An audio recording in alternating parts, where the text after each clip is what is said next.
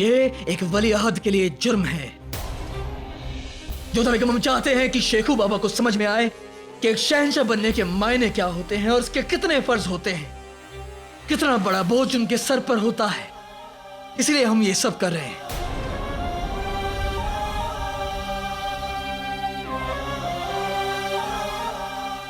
यदि हमारी उपस्थिति के कारण आप अपना निर्णय लेने में निर्बल हो रहे हैं तो हम आपसे क्षमा चाहते हैं। हम बस आपको इतना बताना चाहते हैं, वो इस तरह का बालक नहीं है कि जानबूझकर किसी को पीड़ा पहुंचाने के लिए हमला करे, बल्कि वो तो इतना भावुक है कि कबूतर को भी यदि तीर लग जाता है तो वो तड़प उठता है। और यदि फिर भी आपको लगता है कि सलीम ने अपराध किया है तो आप उसे दंड अवश्य दीजिएगा।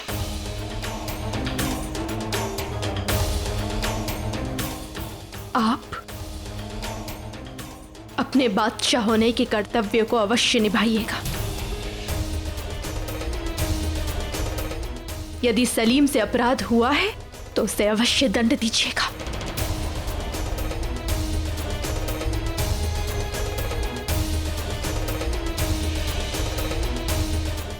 माँ से भी चाहती है हमें सजा मिले। माँ से ऐसा कैसे कर सकती है?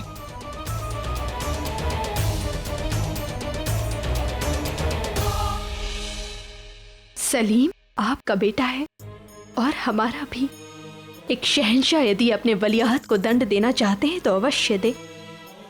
बस इतना स्मरण रखिएगा कि अभी वो मात्र 9 साल का बालक है और उसने अपराध अनजाने में किया है। जिस वलीअहद के कहने पर आपने अपने बागियों को हाथी के पैरों तले कुचले जाने से रोका था, वही वलीअहद आपके भारी भरकम निर्णय के नीचे कुचला न जाए। बस इस बात का ध्यान रखिएगा।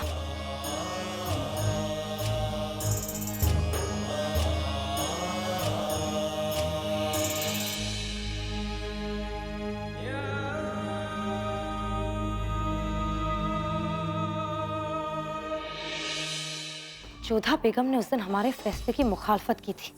अब उन्हें भी समझ में आ गया होगा कि हम सही हैं और वो गलत। बड़ी अम्मी जान! तकलिया, क्या हुआ सलीम? हमें बचा लीजिए बड़ी अम्मी जान। क्या हुआ सलीम? हमें बताइए क्या हुआ? आप रो क्यों रहे हैं? वो हमने गलती से अम्मी जान और अब्बू जान की बातें सुन ली थी। वो हमें सजा देंगे। आपको लगता है हमें सजा मिलनी चाहिए? नहीं हमारी जान, हम ऐसा ख्वाब में भी नहीं सोच सकते। आप हमारे जिगर के टुकड़े हैं। हम कभी ऐसा नहीं सोच सकते कि आपको सजा हो। और सजा क्यों हो? आप वलीअहद हैं, कुछ नहीं होगा आपको। तो फिर अम्मी जान ने अब्बू जान को क्यों नहीं रोका? अब्बू जान तो अम्मी जान की सारी बात मानता है। हमें बहुत डर लग रहा है बड़ी अम्मी जान। हमने ये जानबूझ के नहीं किया। हमें नहीं पता कि उस पेड़ पर कोई बैठा होगा। वो अनजाने में उसे तीर लग गया। हमें बचा लीजिए बड़ी अम्मी जान। अब्बू जान हमारा सर हाथियों के पैरों के तले कुचलवा देंगे। कुछ नहीं होगा तुम्हें। इधर देखो, इधर देखो। सलीम, रोना बंद कीजिए। अच्छे बच्चे नहीं रोते हैं। और हम हैं ना यहाँ। आपको हम कुछ नहीं होने देंगे। आपकी मासा चाहे कुछ भी कहे, मगर हम हमेशा आपकी सलामती चाहते हैं। और हम आपको सजा नहीं होने देंगे।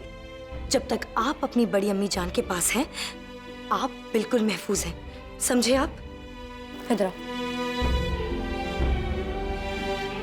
आपके खिलाफ ये हमारी पहली फतेह होगी जोधा बेगम। अब बस देखते जाइए, हमसे हमारी औलाद छीनने के बदले आपको क्या क्या सहना पड़ता है। आपको अपना बेटा खोना पड़ेगा हमारे हाथों। मरियम और जमानी भले ही बनती रहे आप, लेकिन सलीम की अम्मी जान हम बनेंगे। भाई, मैं तो अपना सारा काम छोड़कर दरबार जाने वाला हूँ। मैं भी। सुना है आज शहंशाह वली अहद को सजा सुनाने वाले हैं। अरे बेवकूफों, कौन बादशाह अपने ही बेटे को सजा देगा?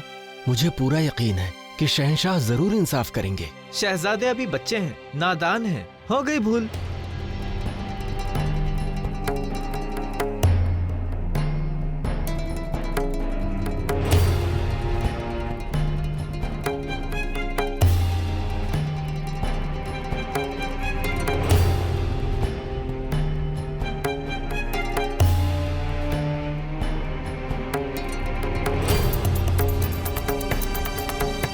बड़ी अम्मी जान अभी तक आई क्यों नहीं? उन्होंने कहा था वो हमें बचा लेंगी। बा अदब, बा मुलाहिजा, होशियार! शहंशाह हिंद मोहम्मद जलालुद्दीन अकबर दरबार में तशरीफ ला रहे हैं।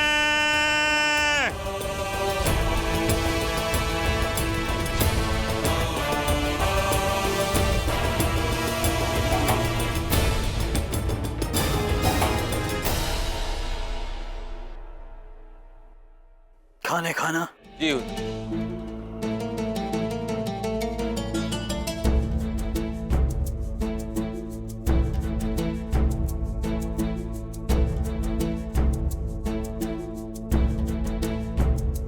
मुगल सल्तनत अपने इंसाफ के लिए जाना जाता है। इस तख्त पर बैठने के बाद आज तक हमने इंसाफ किया है और आज भी इंसाफ करेंगे। आज भी गुनहगार को सजा जरूर मिलेगी। फातिमा बी के मुकदमे पर गौर फरमाने के बाद हमारा फैसला है कि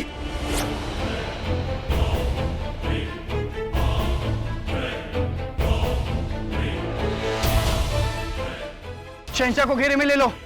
किसने की है हमाकत? हमने।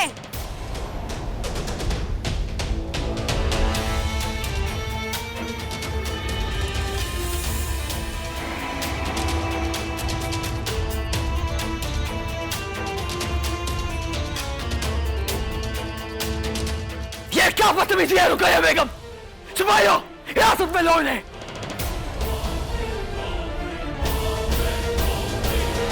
रुकैया बेगम, आपने ऐसा क्यों किया?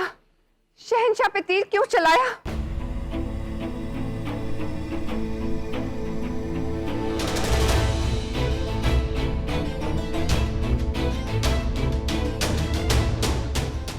माफी चाहते हैं मरियम मकानी, मगर हमारा निशाना शहंशाह नहीं थे।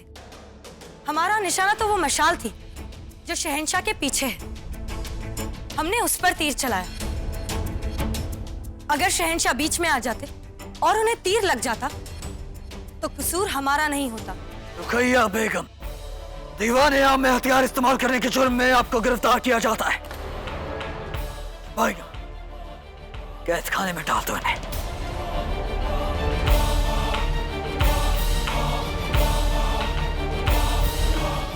परंतु शहंशाह, रुकैया बेगम आपके समक्ष बस एक उदाहरण पेश करना चाहती है कि ठीक इसी भांति शहजादे सलीम ने आम पर निशाना साधा था और बीच में कादिर आ गया।